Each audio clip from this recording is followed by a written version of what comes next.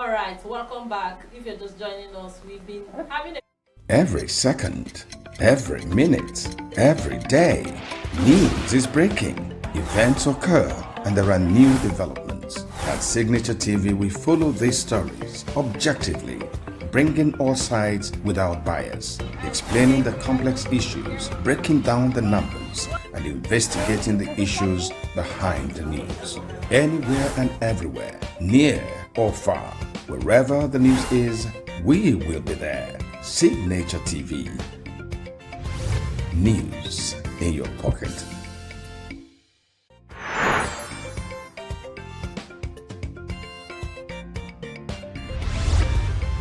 Signature TV. News in your pocket.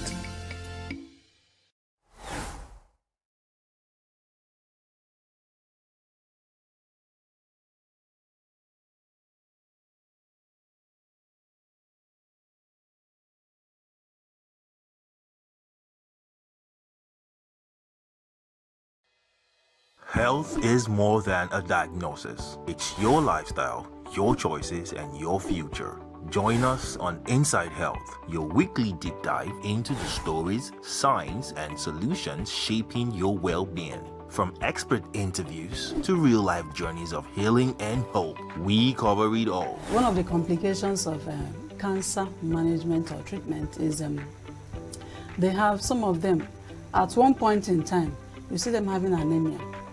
Okay, so you see them at times being transfused. But at the same time, you come in with a diet.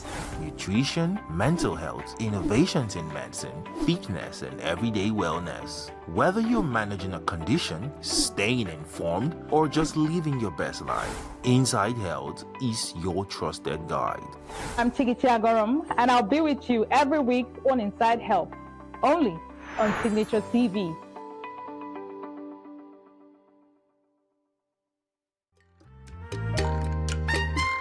The way we see the world shapes the way we change it. Gender isn't just a checkbox, it's a lens, one that helps us understand the world more deeply and act more fairly. Gender Perspectives, a program for those ready to see more, do more, and be more. Designed to challenge assumptions, ignite conversations, and build inclusive solutions across every sector of society. We are not, fighting the men. We are not saying we are equal in terms of rights. We're only asking they should recognize our existence. Join us on Gender Perspectives, showing every Saturday by 4 p.m. Repeat every Wednesdays by 5 p.m. and Thursdays by 3 p.m. Change begins with perspective. Let's widen yours.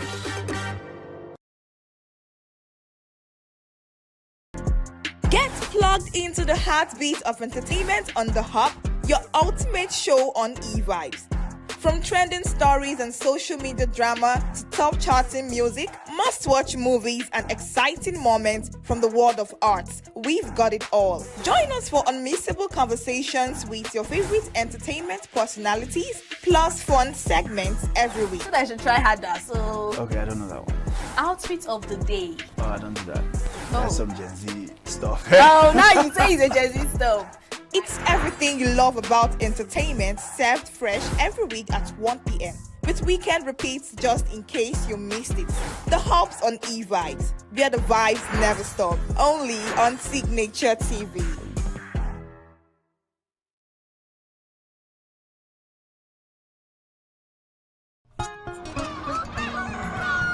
New every morning on Signature TV, we open the day for you with needed energy, information, and required vibes to shape your day. From sizzling snippets of stories in various areas of life to intriguing conversations with net worth guests. When you have people who have no track record becoming your leaders, you have a problem. There's no outstanding gratuity when Obi took over from me. I left in all the accounts of Anambra State 13.8 billion for him. Your day cannot be complete without Signature Morning on weekdays and Signature New Day on weekends. There is no better way to start your day except Signature Morning and Signature New Day every day on Signature TV.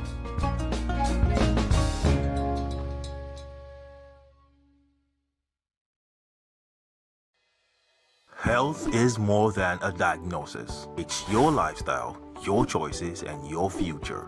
Join us on Inside Health, your weekly deep dive into the stories, science, and solutions shaping your well-being. From expert interviews to real-life journeys of healing and hope, we cover it all. One of the complications of cancer management or treatment is they have some of them at one point in time, you see them having anemia. Okay, so you see them at times being transfused. But at the same time, you come in with a diet. Nutrition, mental health, innovations in medicine, fitness, and everyday wellness. Whether you're managing a condition, staying informed, or just living your best life, Inside Health is your trusted guide. I'm Chigichi Agorum, and I'll be with you every week on Inside Health, only on Signature TV.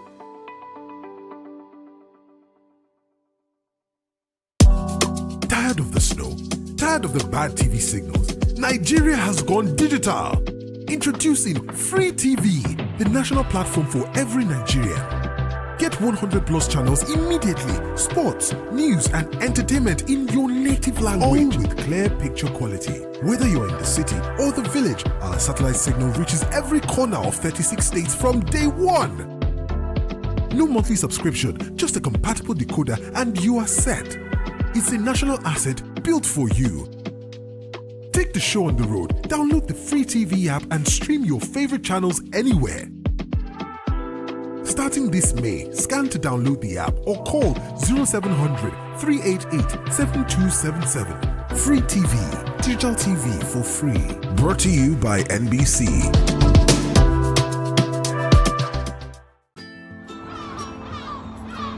Bright and early as the day breaks, as the newspaper headlines trail the stories that shape the day. We at Signature TV trail the headlines that trail the day. We interrogate the headlines. We analyze the stories that make the headlines. Why it's overrated, and they even overrated themselves, and when people see it, they are insensitive of some Nigerian children who have never had what it was. With passion and emotion, we drive the conversation to change a narrative.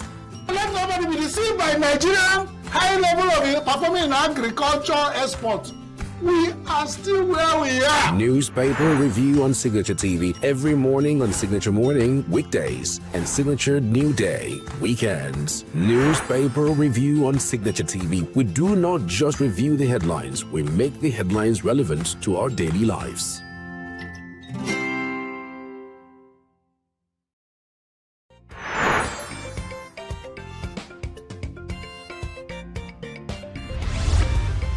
Signature TV, news in your pocket.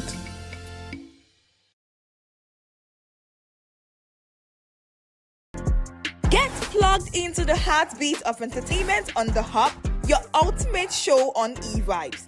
From trending stories and social media drama to top charting music, must-watch movies and exciting moments from the world of arts, we've got it all. Join us for unmissable conversations with your favorite entertainment personalities, plus fun segments every week. So I should try harder. So Okay, I don't know that one.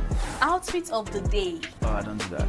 That's some Gen Z stuff. Oh, now you say it's a Gen Z stuff. It's everything you love about entertainment, served fresh every week at 1 p.m. with weekend repeats just in case you missed it. The Hub's on e-vibes, where the vibes never stop. Only on Signature TV.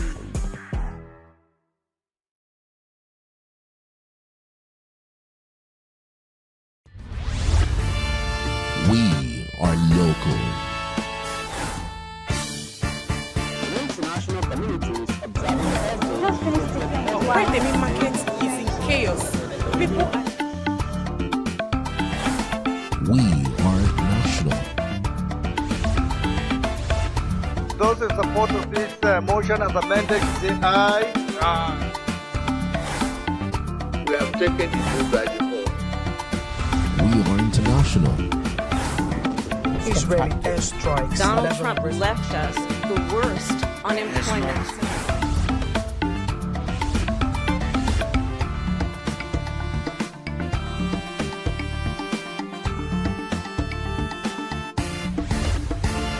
Signature TV, news in your pocket. We are local. The international community is observing every... Just finished the Why the main market is in chaos.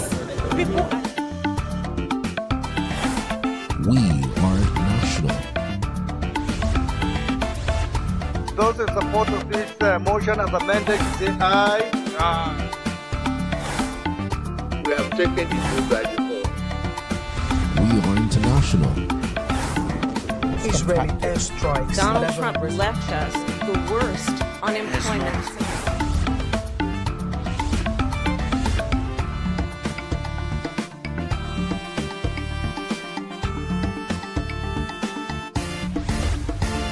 Signature TV, news in your pocket.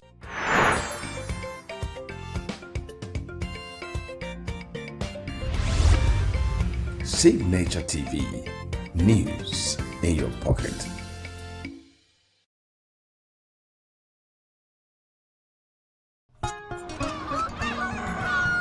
New every morning on Signature TV, we open the day for you with needed energy, information, and required vibes to shape your day. From sizzling snippets of stories in various areas of life to intriguing conversations with net worth guests. When you have people who have no track record becoming your leaders, you have a problem. There's no outstanding gratuity when Obi took over from me. I left, in all the accounts of Anambra State, 13.8 billion for him. Your day cannot be complete without Signature Morning on weekdays and Signature New Day on weekends. There is no better way to start your day except Signature Morning and Signature New Day every day on Signature TV.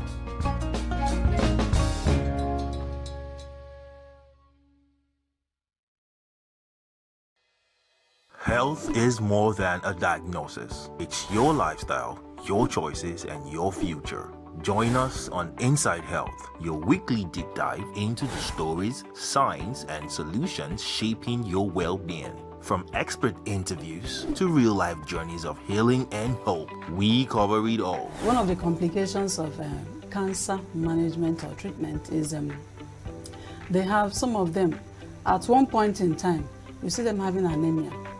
Okay, so you see them at times being transfused. But at the same time, you come in with a diet. Nutrition, mental health, innovations in medicine, fitness, and everyday wellness. Whether you're managing a condition, staying informed, or just living your best life, Inside Health is your trusted guide.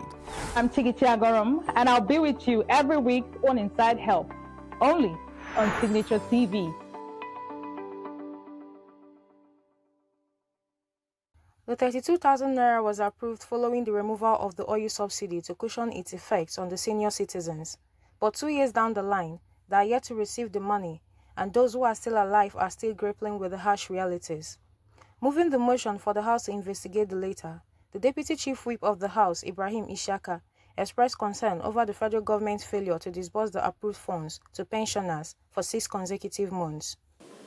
Further aware that numerous appeals and petitions from pensioners and relevant associations have gone unheeded, leading to increased hardship and discontent among pensioners.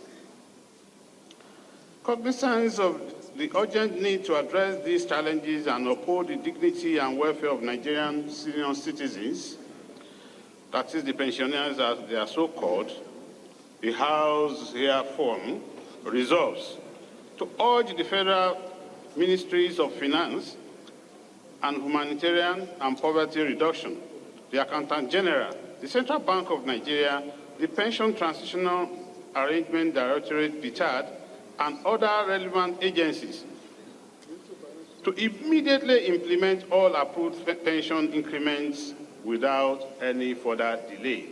In another motion, Mohammed Shehu from Kano State called on the House to liaise with the executive to explore the possibility of granting amnesty for stranded Nigerians in Saudi Arabia.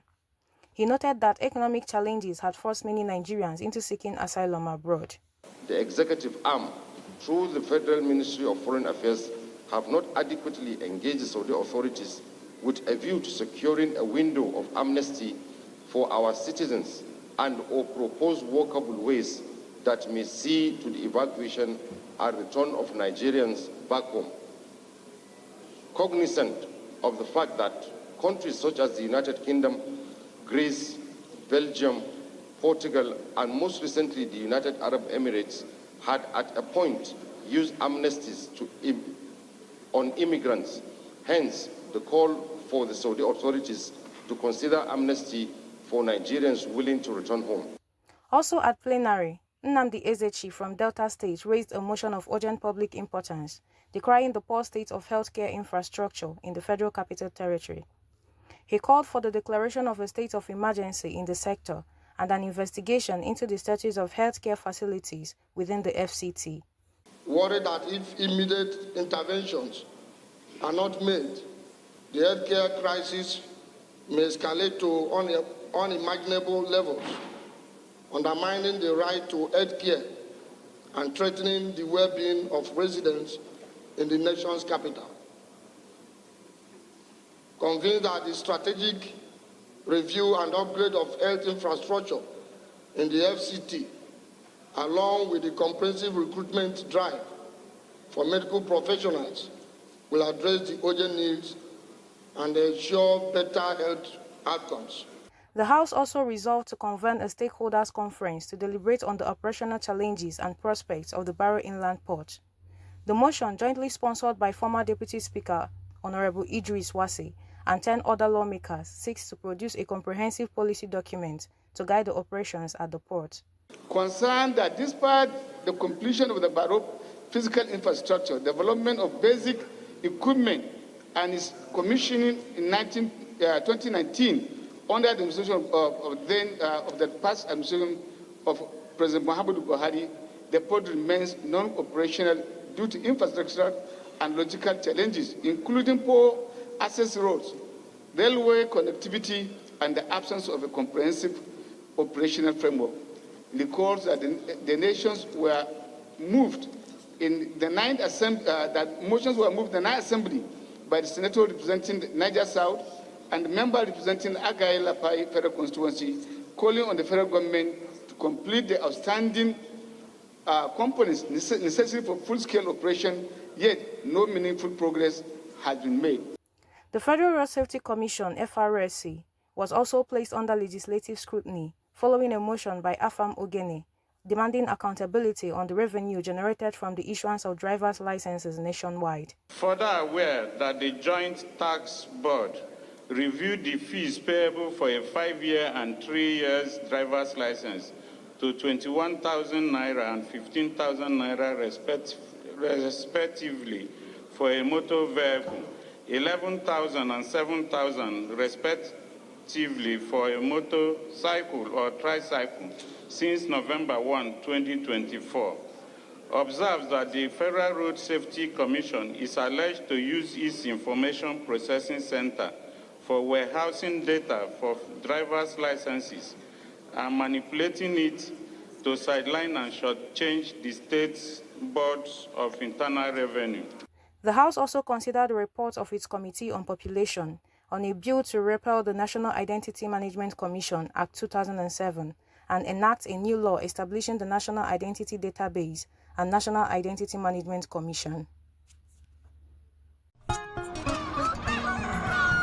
New every morning on Signature TV, we open the day for you with needed energy, information, and required vibes to shape your day. From sizzling snippets of stories in various areas of life to intriguing conversations with net worth guests. When you have people who have no track record becoming your leaders, you have a problem.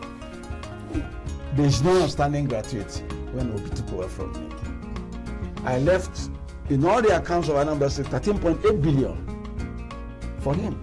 Your day cannot be complete without Signature Morning on weekdays and Signature New Day on weekends. There is no better way to start your day except Signature Morning and Signature New Day every day on Signature TV.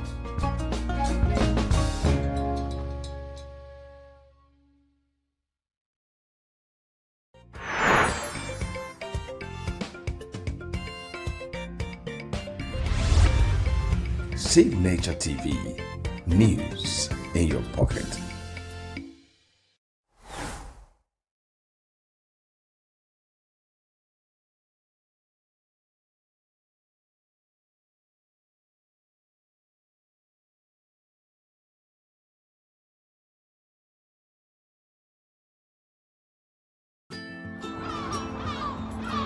Bright and early as the day breaks, as the newspaper headlines trail the stories that shape the day. We at Signature TV trail the headlines that trail the day. We interrogate the headlines. We analyze the stories that make the headlines. WAEC is overrated, and they even overrated themselves and went into CBT.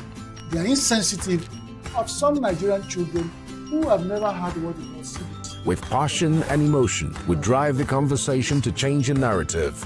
Let nobody be deceived by Nigerian high level of performing in agriculture export. We are still where we are. Newspaper review on Signature TV every morning on Signature Morning, weekdays, and Signature New Day, weekends. Newspaper review on Signature TV. We do not just review the headlines, we make the headlines relevant to our daily lives.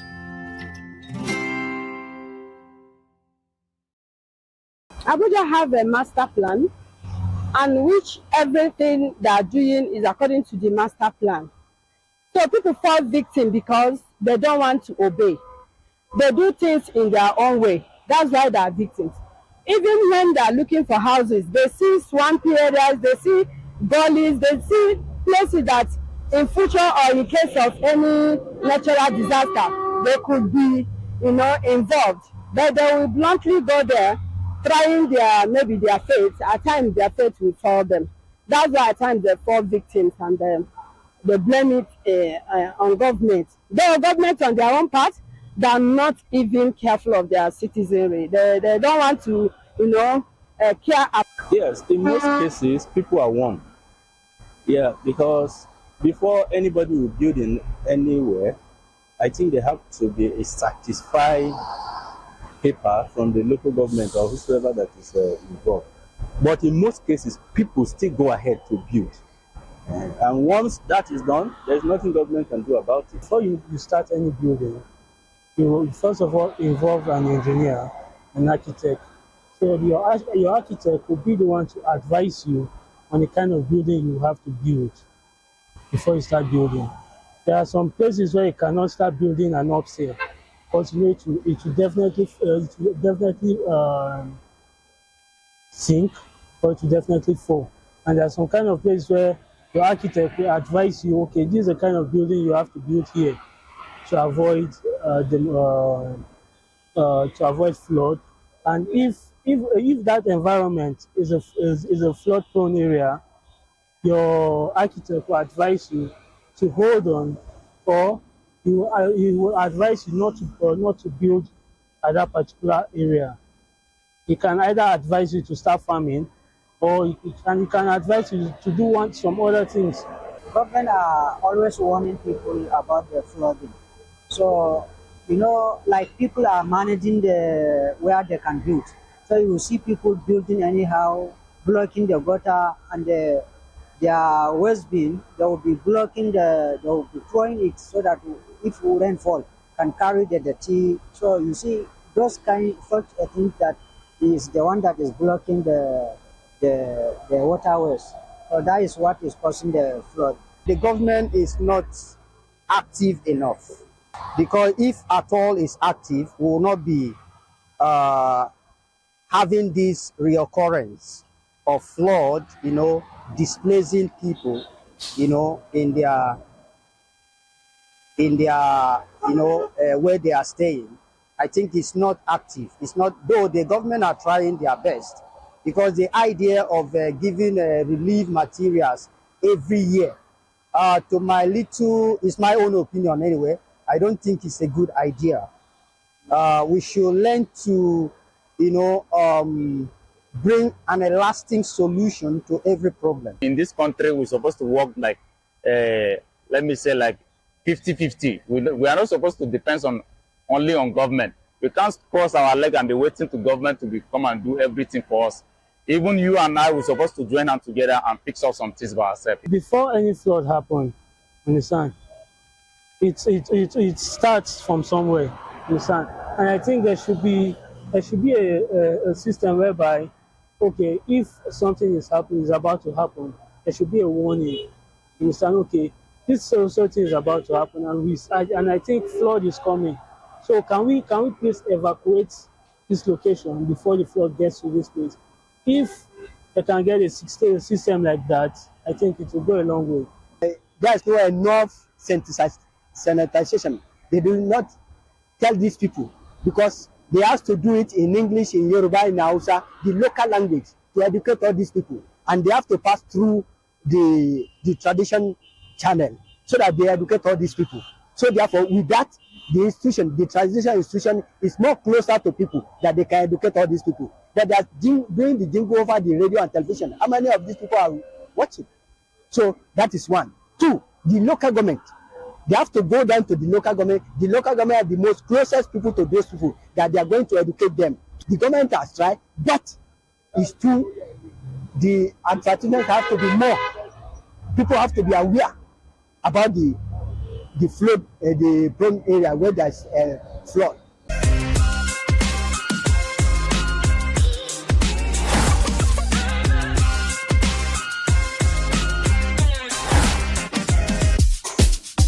You don't tire for this picture? Oh yeah, make you follow Unorodo. Nigeria don't go digital with free TV. Over 100 channels they wait you. Sport, news, and better entertainment for your own language. No matter where you dey, whether for city or whether for village, the satellite signal they reach every corner of Nigeria from day one. No monthly payment again. Once you get Ogbonge free to air decoder, you don't win. This one, not our own national asset. Even from your phone, you feel watch out. Just download the free TV app and carry your TV go anywhere you dey go.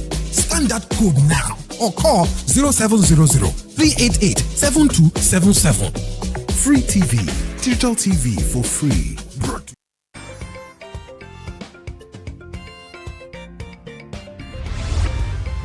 Signature TV, news in your pocket.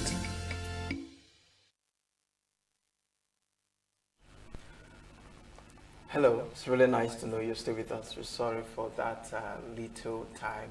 We're trying to sort out some technical challenge. All right, so we go straight to the conversation this morning. We'll be looking at managing autism spectrum disorder children in Nigeria. And we have our guest already seated in the studio that will be doing justice to this conversation. She is Christabel Ifokwe. She is the Executive Director of Soin Jeff Foundation. And she'll be helping us to understand autism children, what we need to know about them, the challenges, not just them, but the family, the parents face, and how we as a society, can embrace and, be part of their journey. All right, Christabel, good morning and welcome to New Day. Good morning, and thank you for having me. Today we are going to be talking about something that has been a burden to a lot of Nigerian families. A lot of individuals are going through it. It's not just the families alone, the community as well. So we are here to create an awareness about autism spectrum disorder and how it affects the Nigerian community. So let's look at for those that may not really understand, autism, what it really is it about? To the layman, if you were to explain it to the layman, how would you explain autism? Okay, so autism is a neurodevelopmental disorder, right, where it affects communication, it affects the social interaction, it affects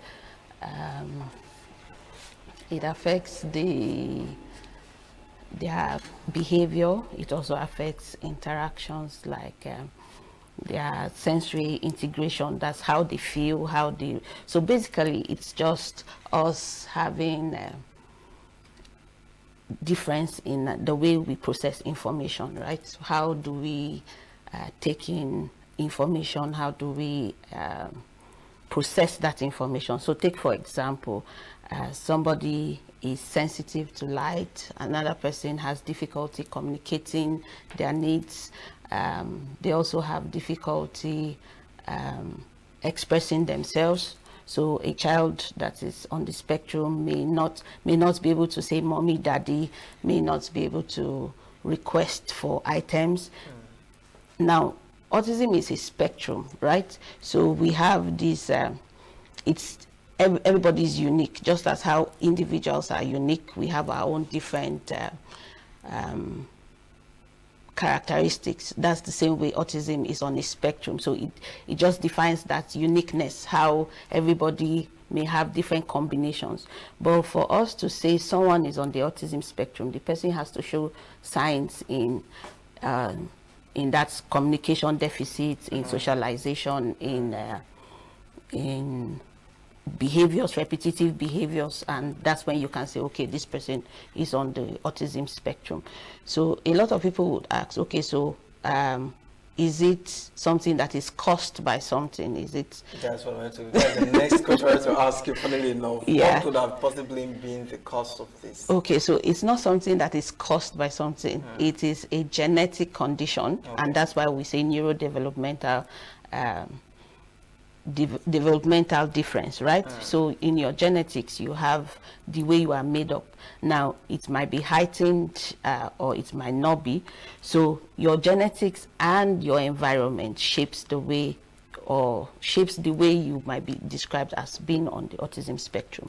So it is not, I know, again, when we say genetics now, it now becomes maybe a parent passed it down or something. There's still a lot of science, and there's still lots of research that is going on to actually identify the particular gene or the particular reason why it's happening. But then there's also the environmental factor that might trigger the presentation of this gene. So that's why it's different. So sometimes you see it in parents, or sometimes you don't see it in the parents, you see it in the children, and after the children you don't see it again until, so it's more like a dominant gene that is now expressed by the environment. So that's what really causes it. All right, so thanks for that foundation you just laid there. Now let's look at it from the angle of the parents. In as much as we love, kids or people with this, disorder, so to speak, I don't think it's what many parents would wish to encounter because of the challenges, that it surrounds. What would you say are the major challenges that parents, of children with autism spectrum encounter? Okay, so majorly, first, it's usually the fact that your child may or may not communicate with you.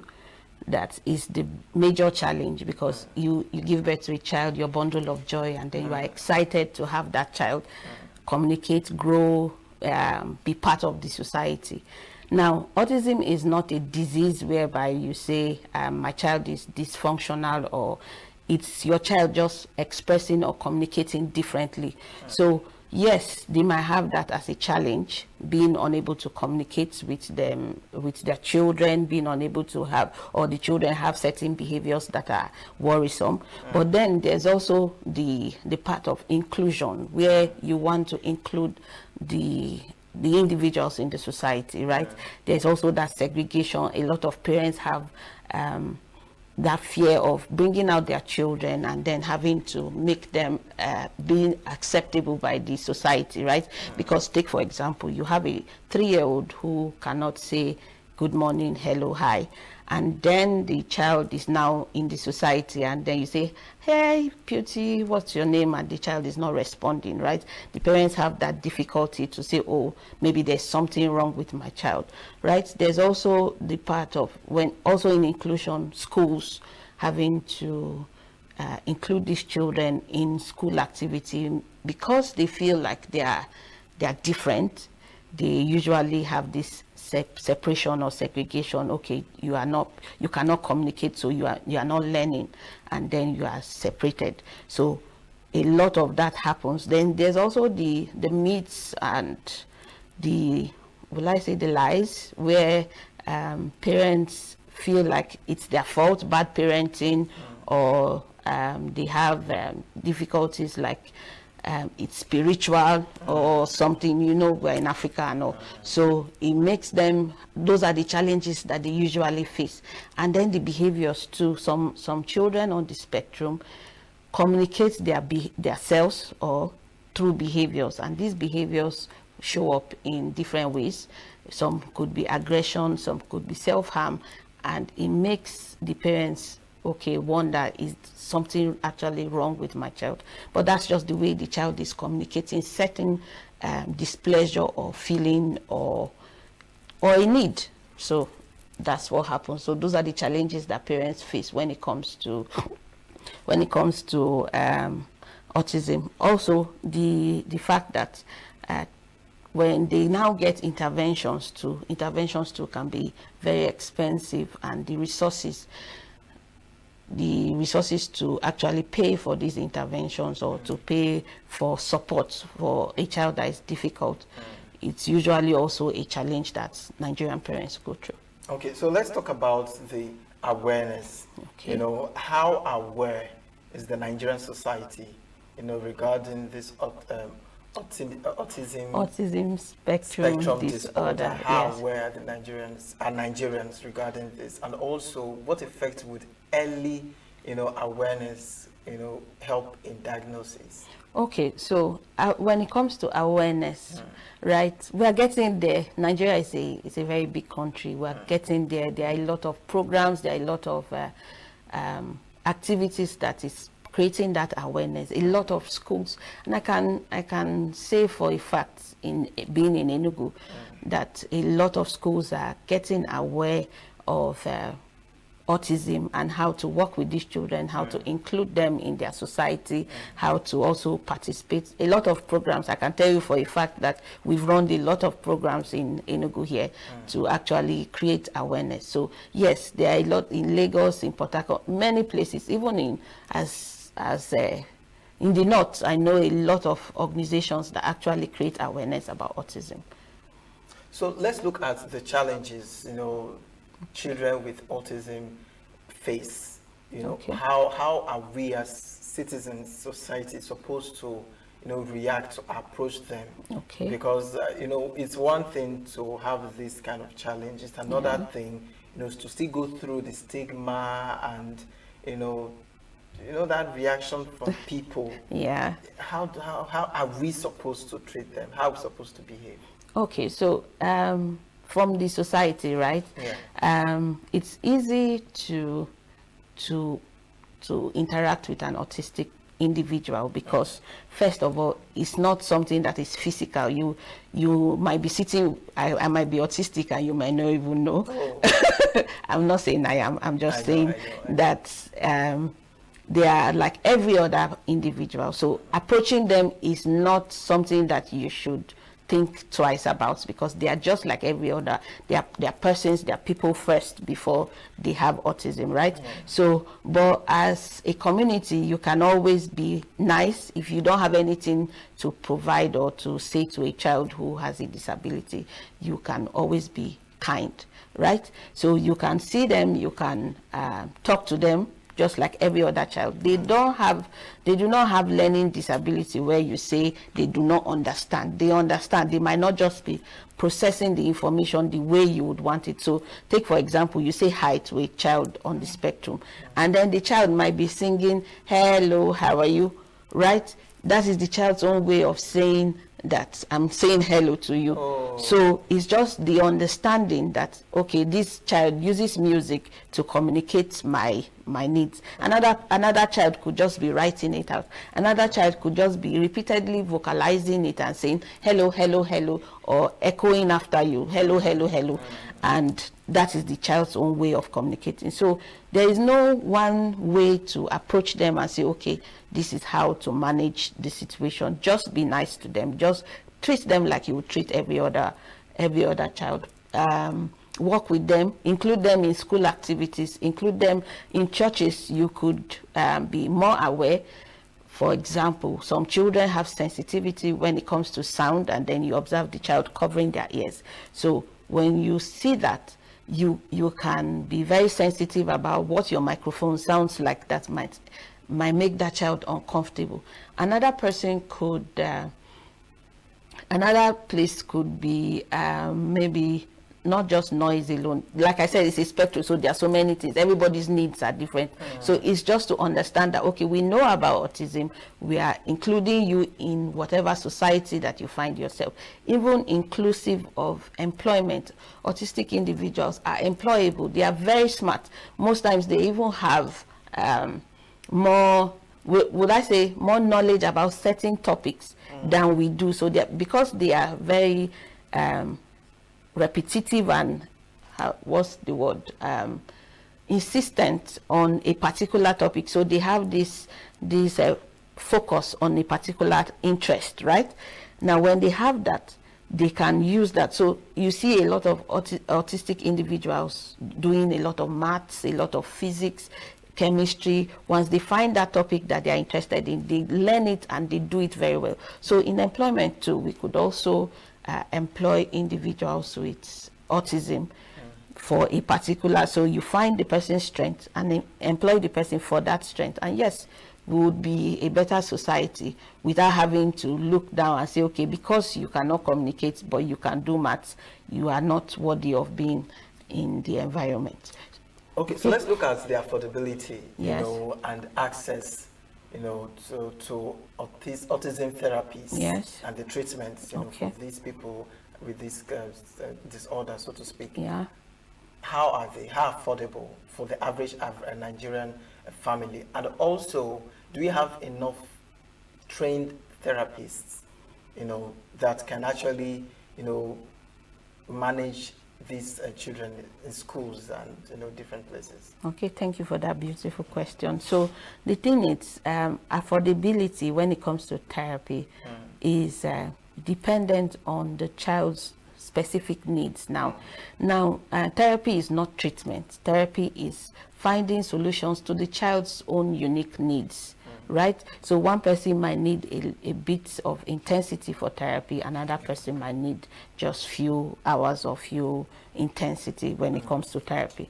So, but when it comes to affordability, the truth is therapy is still not affordable to the average Nigerian because of the way the economy is, and then also the awareness too. Then when it comes to the other question, what was the question? Sorry. Yeah, we barely have trained therapists. Yes, centers available for access. Yes, there are many centers. A lot are growing and upcoming, and there are a lot of therapy trainings. There are lots of boards that are certifying individuals. Like I am certified by the QABA board, that's qualified applied behavior analysis board, right? So there are other bodies that are certifying individuals who would want to gain this knowledge and also work with children. So yes, maybe probably right now in Nigeria we might not have. We have the education. We have special education in universities. We have speech therapy in some universities, and then we have psychologists too who would work with children with autism, and then these certifications, and then so there are a lot of individuals are coming up every day. So there are a lot of bodies that work with children. Yes. Okay, so for the sake of time, which we're almost behind, let's talk about for parents, you know, that have a child, you know, with this condition, and also for the society. What advice, suggestion do you have for them? You know, and siblings may not also know how to relate with people like this too. Yeah. Let's use this as a parting shot, and any other, you know, any other thoughts you feel you should share with us regarding this. Let's use this as a parting shot. Okay, so first thing first, autism is not a disease. Okay. Secondly, parents can find intervention wherever they are to help their children meet the needs that they have deficit in. Then the community can also be aware and help these individuals to fit in properly. We also have siblings. To your sibling is just processing information differently, so you can also love your sibling and make them feel like they are part of the society. And then whatever happens, when autism is a beautiful experience. If you are on the spectrum, you are loved, you are appreciated, and you are part of being in our society. So I think we could go home with that. And then also know that there are lots of interventions available for parents. They can always reach out, Google search for interventions in wherever you are, and then you'd see help somewhere, and somebody is willing to talk to you. So Thank you very much. All right, thank you so much. In case you just joined us, we've been looking at managing autism spectrum disorder, children in Nigeria, and we had the pleasure to have our guest as Christabel Ifokwe, who is the executive director, Soin Jeff Foundation. We didn't have the time to talk about your foundation. I'm so sorry about that. No Is it about autism as well? Yes, it is. It's about autism. It's about we have a sibling who is on the spectrum too. So we were very in love with the whole experience and all. And then we work with children in ENUGU with autism and other developmental disability. Yes, it did. Interest in this it area. did, and I can tell you for a fact that we wake up every morning with autism on our mind and how to find solutions. We do a lot of data analysis just to make sure that their needs are being met, and hopefully we are doing well for ourselves, and we are happy that we are impacting a lot of individuals. Nice. So there you have it with Christabel and her foundation. It's been an amazing time to do this with you this morning. We have another conversation coming up shortly. Please do stay with us. We are local. International communities observing just finished the Why the main market is in chaos. People We are national. Those in support of this motion as amended, say aye. Aye. We have taken the vote by default. We are international. Israeli airstrikes. Donald Trump left us the worst unemployment.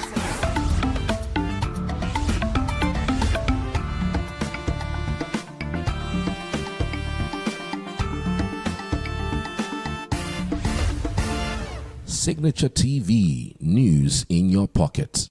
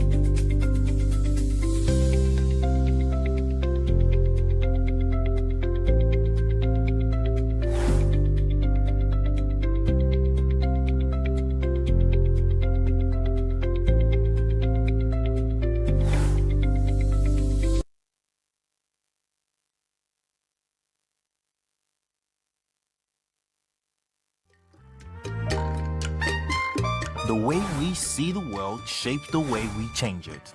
Gender isn't just a checkbox, it's a lens. one that helps us understand the world more deeply and act more fairly. Gender Perspectives, a program for those ready to see more, do more, and be more. Designed to challenge assumptions, ignite conversations, and build inclusive solutions across every sector of society. We are not, fighting the men. We are not saying we are equal in terms of rights. We're only asking they should recognize our existence. Join us on Gender Perspectives, showing every Saturday by 4 p.m. Repeat every Wednesdays by 5 p.m. and Thursdays by 3 p.m. Change begins with perspective. Let's widen yours.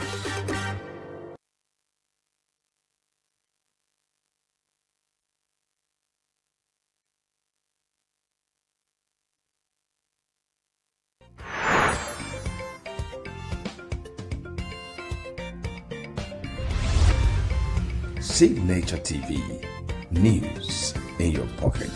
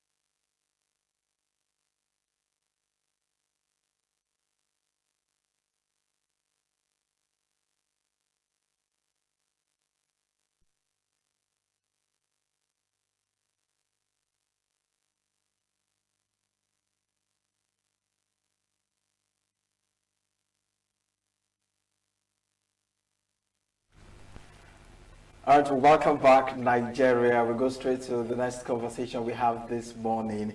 We are looking at the 2027 political build-ups, INEC, trust of electorates and opposition parties. That's what we're looking at.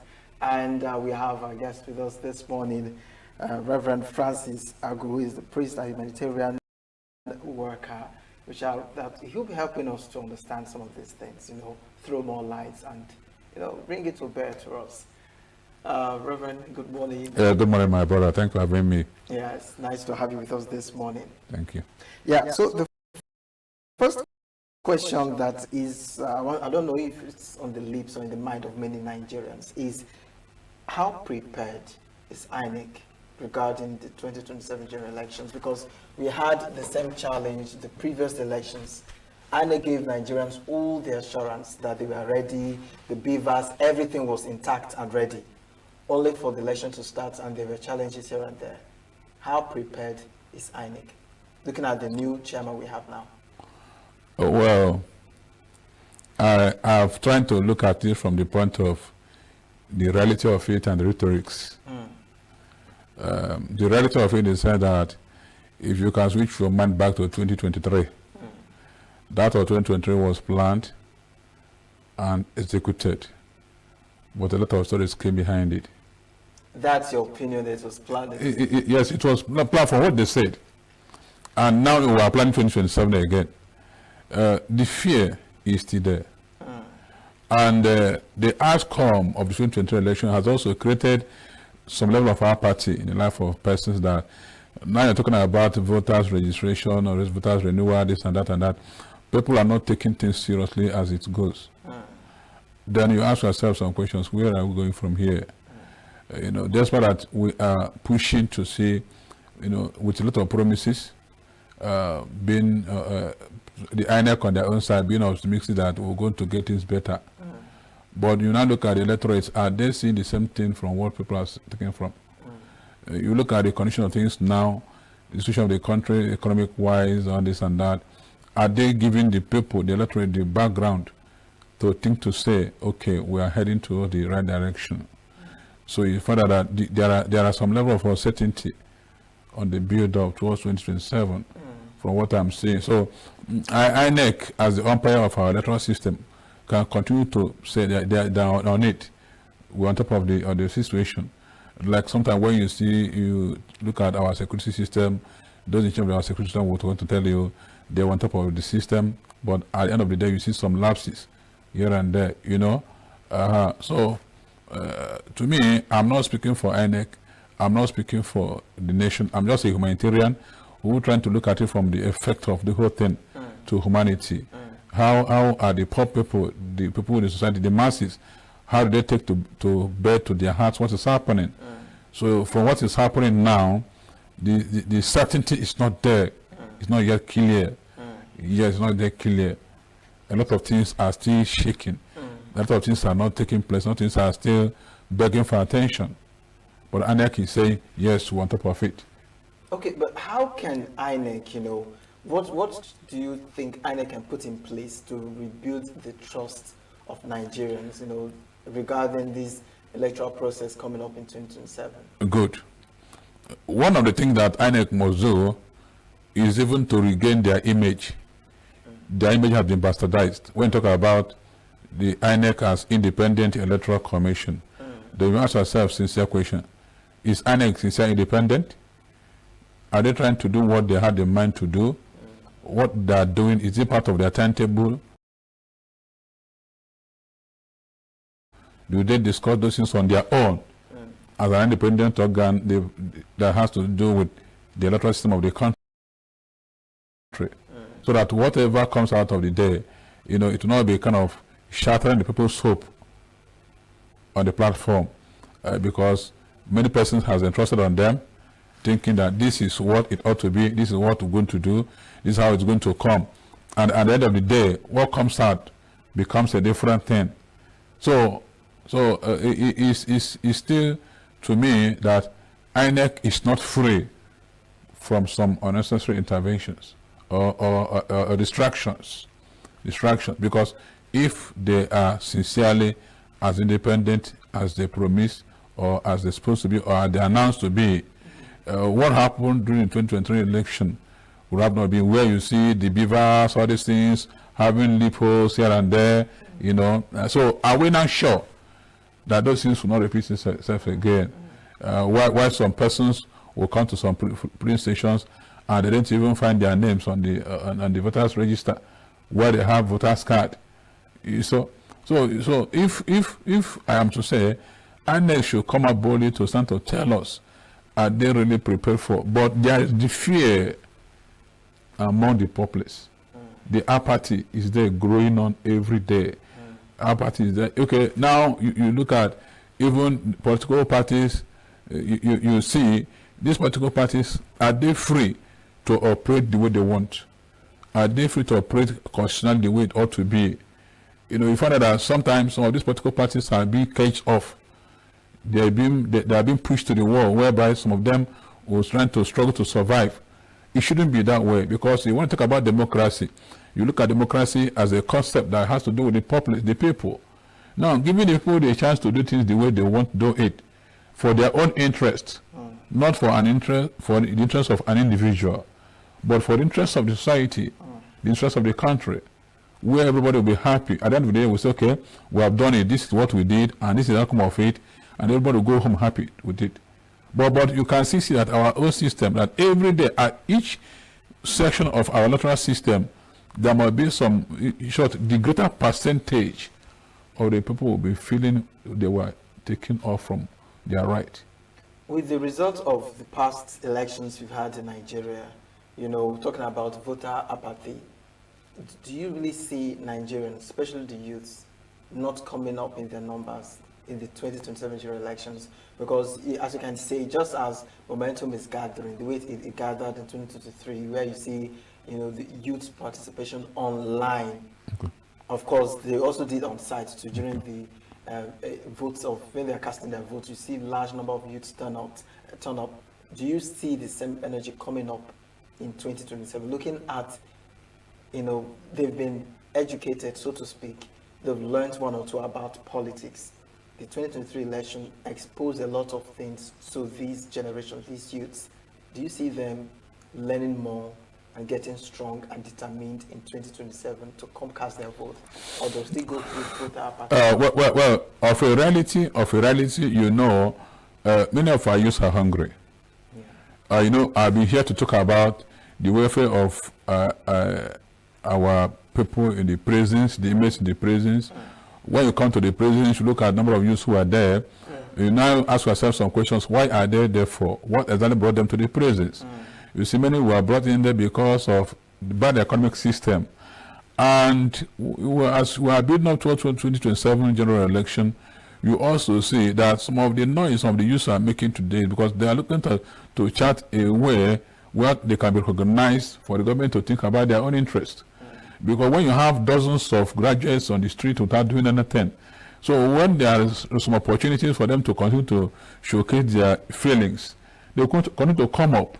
But now the issue is still there, that as they are coming up, are they coming up now to bring, are they going to be allowed to be part of the system to bring the change that is needed? Or are they going to be giving some peanuts to silence them at the end of the day? Because when they gather, those political elites, when they gather sometimes, you see them, you know, giving out some rings to those youths, give them some peanuts for them to, you know. So are they sincerely involved? Okay, look at some state house assembly. Look at even our national assembly. How many youths are there as part of the legislative arms of the government? That's what will now tell you exactly, are the youths inclusive in the system? Look at government employments, parastatals. How many youths are there? You see some elderly ones carrying files in some offices who are supposed to go on retirement. Are they doing new employment? Because these are some of the systems that could now, you know, encourage the youths to come out, having the hope. So what they are just doing now is they are just jostling for survival. So that if eventually there's anything that comes out of the table of the king for them within this electionary period, they can take it and eat that one and then go close to their bed and sleep. But that's not the reality of the thing. There should be a systematic involvement of the youths, where the youths will now have this mind of inclusiveness. This inclusivity should come in, that the youths will now take part on what is going on. Not necessarily engaging the youth in the menial jobs of, you know, maybe tax force. You know, you get the youth involved in the tax force, where there are some office assignment that the youth can do as graduates and get themselves involved in one or two. These are the issues. So the youths were just there because they were looking for a survival. Of which, if 2027 turns to be what happened in 2023, it continue to be rotating. It continue to be a rotating system. But you find out that as you continue to rotate in that system, there are not going to be some progressive achievement in the whole thing. Okay, so let's look at the impact. You know, what impact could, you know, politicians, the defections and coalition building, you know, have on voters' trust, especially regarding the forthcoming election? What effects do you think this will have on voters' trust? Yes, of course it will have, because election has to do with individuals, and every electorate has somebody in mind to vote for. Yeah. So when there are defections from one party to another party, you find out that those people, the electorate, will continue to monitor their own candidate, where they go and how they move. If that popular candidate goes to party F, a lot of the people who are fleeing will go to party F with him. You go to party Z, because there is an expectation. There is an expectation. Politics is service-oriented activities. That somebody who is coming out to contest for an election should have at the forehead of his mind that I'm coming to serve my people. And when people see that kind of person who has that service-oriented mindset, wherever he goes, they goes with him there. Whatever even if he continues to be pushing to the background, you continue to see sympathizers going with him. So, but if what I am looking at is that if we generally see Nigerian as a country that needed a sincere change, let us allow this electoral umpire, the INEC, to do the sincere job, not guiding them. If they are independent, let them do independent assignment and give Nigeria what they want. And that's what some of the oppositions are trying to look at, that if things are not going the way it should be. Because you see, my brother, if there are sincerity in what we are doing, there is even need for opposition. There is no need for that. If there are sincerity in what we are doing, there is no need for everybody will understand that this is the right way to do it, and this is the way to do it, and we go to in that direction. But because that there are some elements of insincerities and things are not going the way it ought to be, people are now coming out to say, no, this is not what we bargained for. You could have gone this way if you have gone the other way.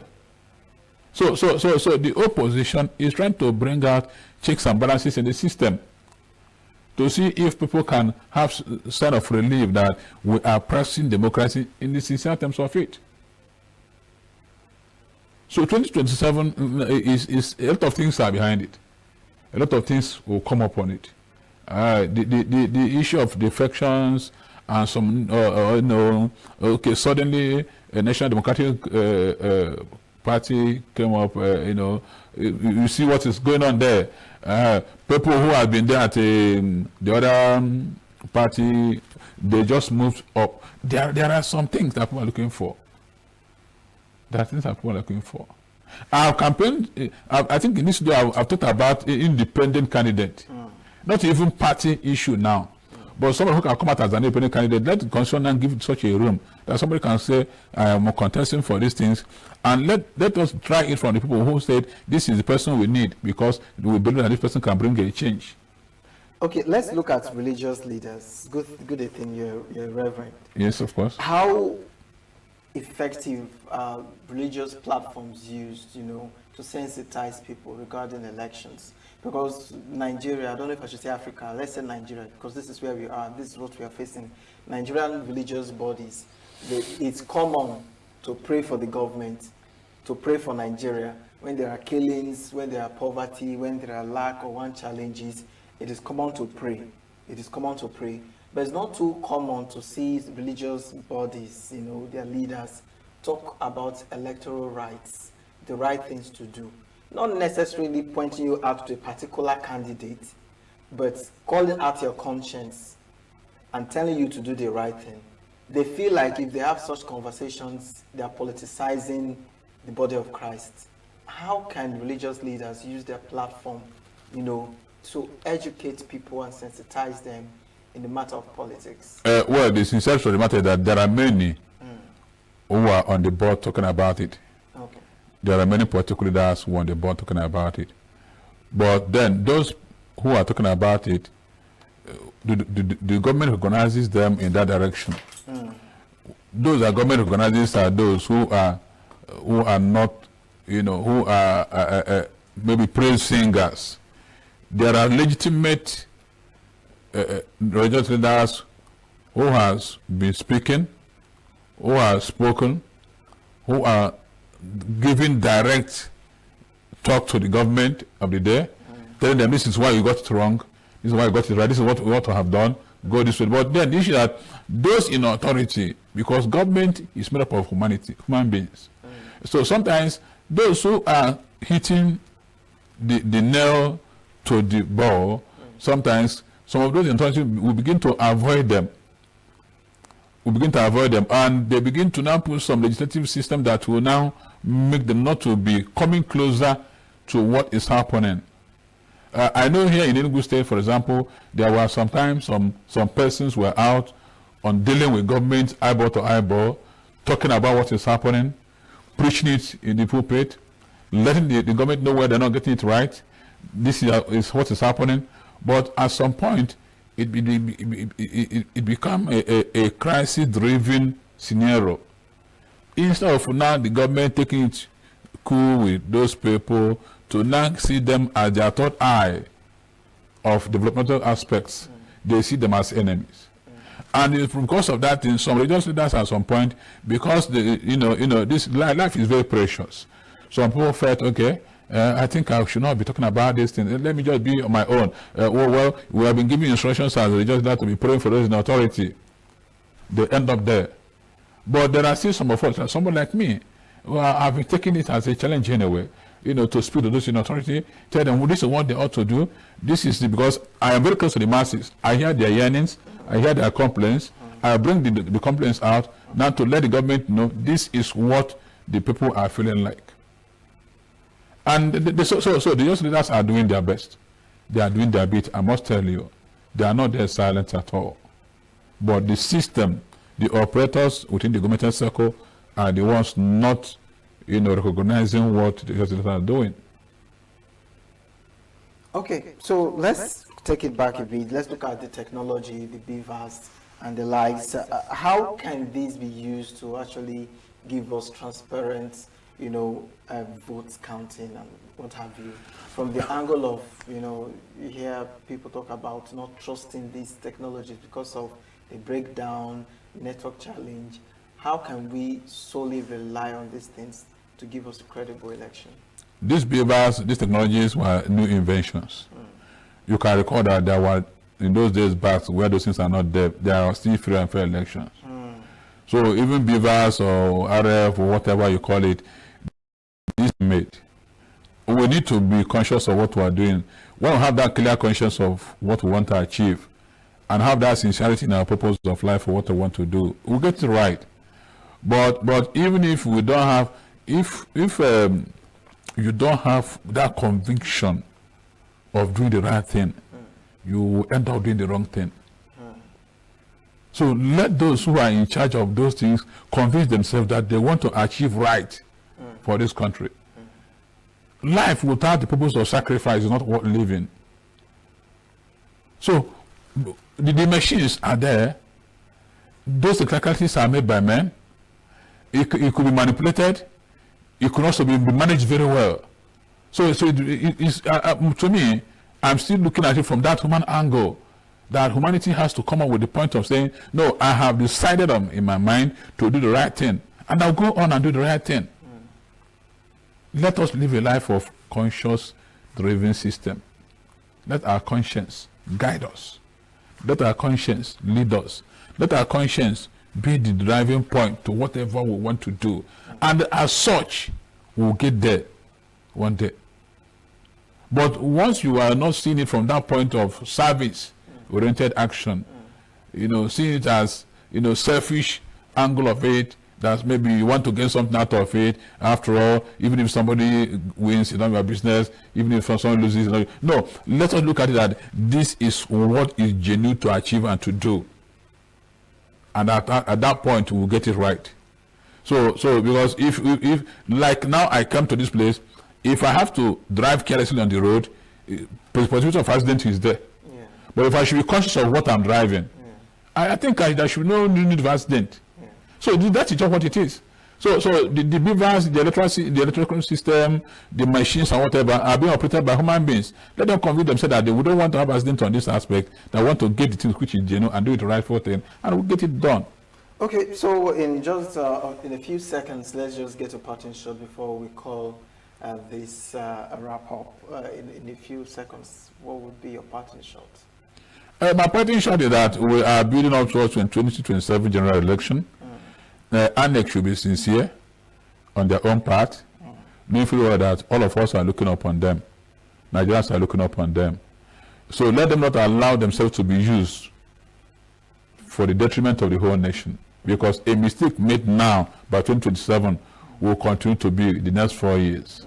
Let the right everything be done. Let there be sincerity of action. Let them do it as not doing it for any individual, but let them do it that they are doing it for Nigeria as a nation. So that whatever is the wish of the people should supersede an individual ambition. So an individual ambition should not override the right of the masses. And that's what has been costing us where we are. Let's be sincere and get it right. I believe 2027 will be a better year.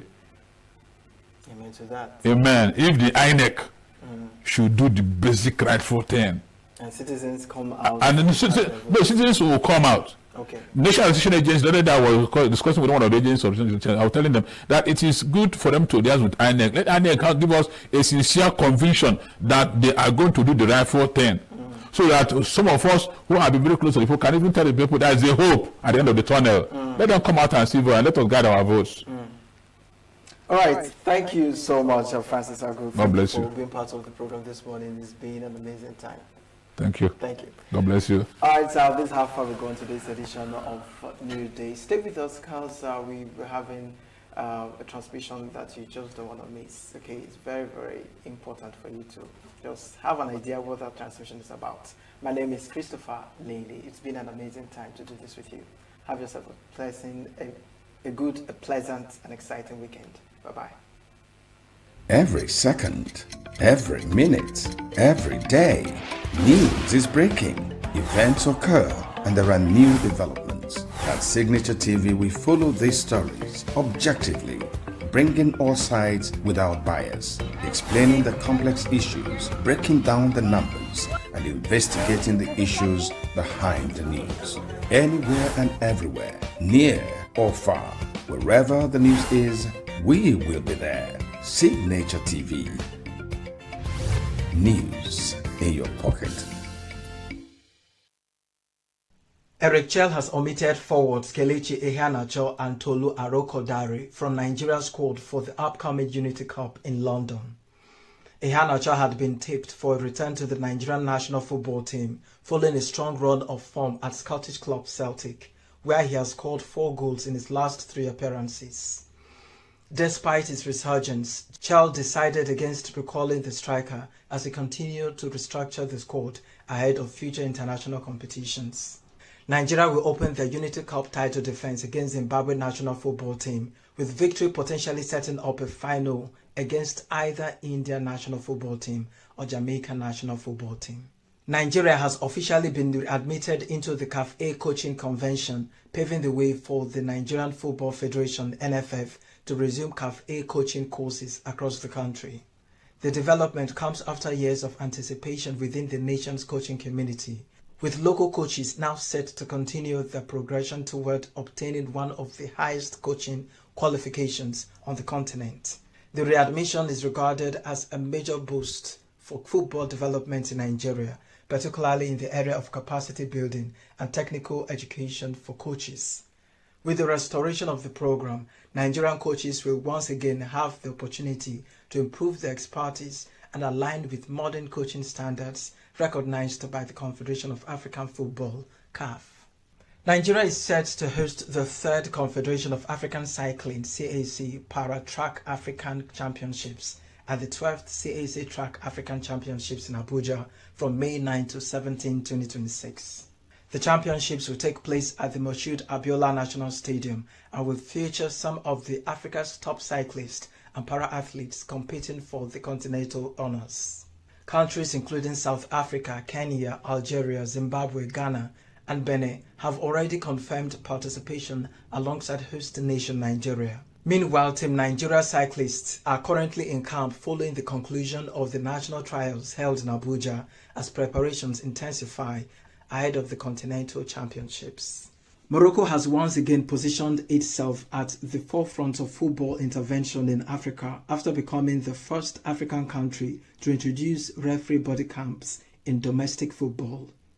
The Royal Moroccan Football Federation (FRMF) confirmed that referee body cams will be tested during the Botola Pro clash involving the Casablanca Derby and what has been described as a pilot phase for the technology. Morocco previously became the first African country to implement video assistant referee technology and is now set to break new ground again with the referee body cam experiment.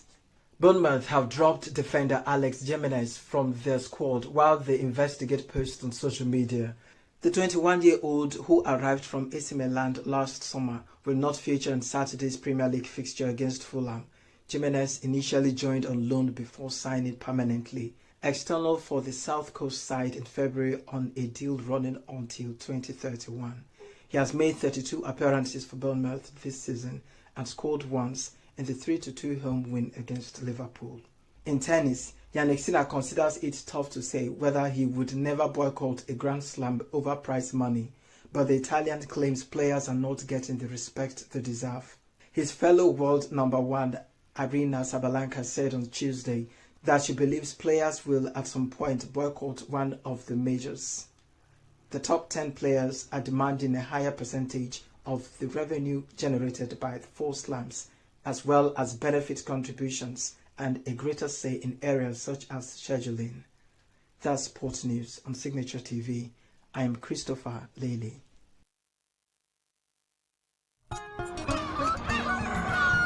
New every morning on Signature TV, we open the day for you with needed energy, information, and required vibes to shape your day. From sizzling snippets of stories in various areas of life to intriguing conversations with net worth guests. When you have people who have no track record becoming your leaders, you have a problem.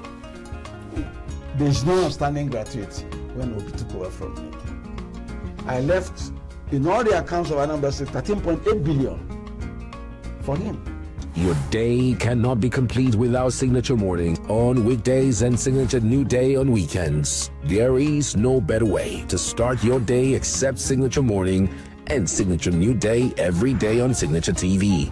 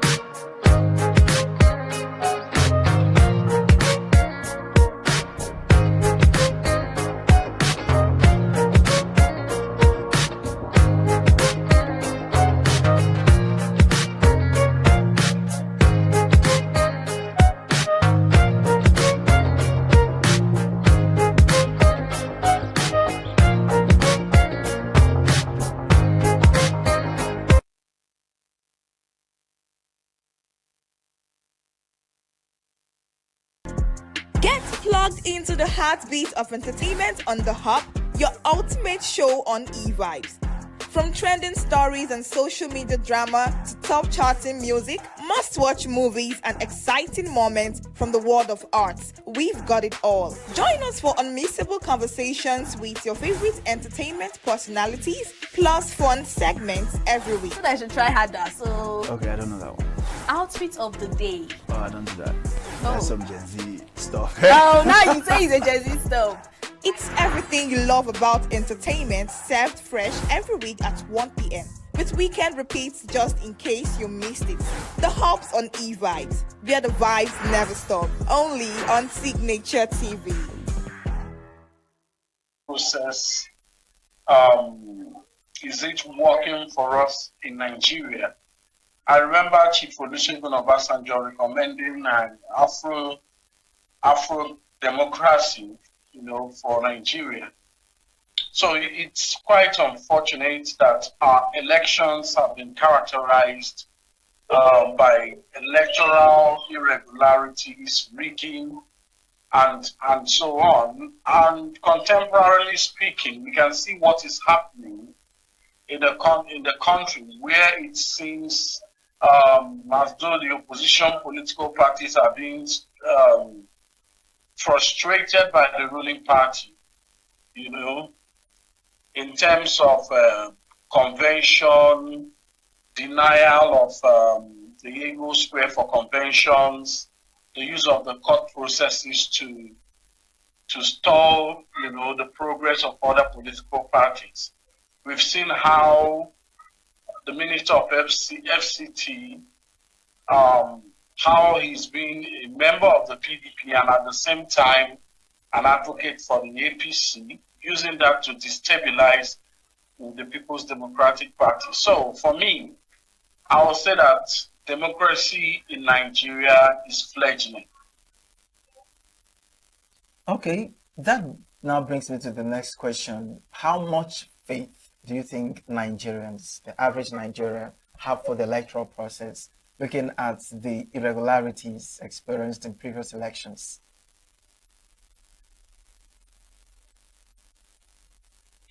I think that how.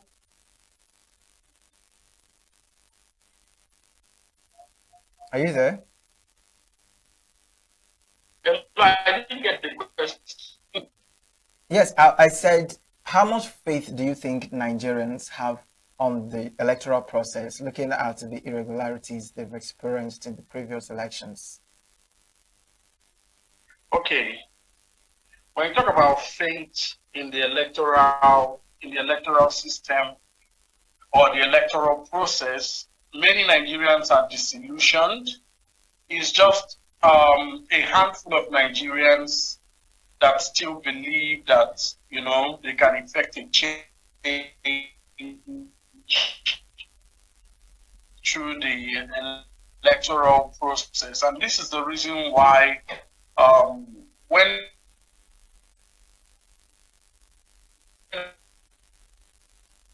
it's trooped out in mass, including the Nigerian youths, to see to it that the National Assembly, that they got it right. But unfortunately, that process was truncated. And that left many Nigerians in doubt. So, for me, the forthcoming election, we may witness a lot of electoral apathy because many people are already of the sentiment that the president or the party in power is that they are going to rig the process.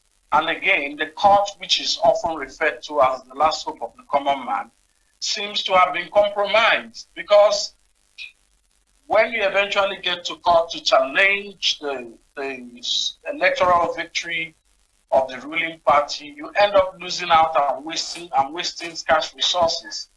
So many people have lost hope in the Nigerian democratic process, in the electoral system, and in our courts. So what we may see in the forthcoming election is we may see people standing there to ensure that the votes are counted and ensuring that the exact figures are transmitted. And I would like to say that with the current trajectory, we may experience a lot of electoral violence or political violence during the election because Nigerians, they've gotten to a frustration point and they wouldn't like their votes to be, truncated. Okay, now you made mention of voter apathy. Let's look at it from this angle. This definitely is not going to favor the opposition parties. What is your suggestion, let's say advice for this opposition party? How can they, sensitize or get to the hearts of people to make sure that they still remain, how would I put it, victorious even after the election? Well, we can take a cue from what the ADC is doing.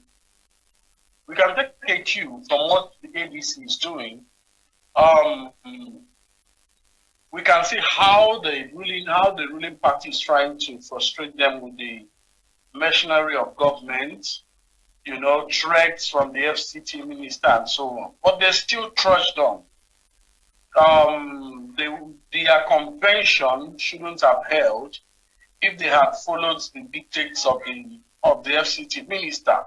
But they still found a way of having their convention in a private establishment. That is what it should be. No political party should let the government frustrate them to the point where they can't have political gatherings, political conventions, and so on. They have to keep pushing hard. Even when the courts are used against them, they still have to find a way of, identifying a lacuna for them to be able to make a headway. If they don't adopt that approach, then most political parties will be dead on arrival. So I love what the ADC is doing by pushing and making effort to see to it that their party makes progress. But another question on the lips of many Nigerians now is that these political parties, especially the opposition parties, are they really offering re-ideological choices? Or is it just another familiar faces, under different banners? Shall I say umbrellas? When we're talking about ideology, most political parties in Nigeria, they like ideology. Political platforms exist in Nigeria as an instrument for ascending to political power.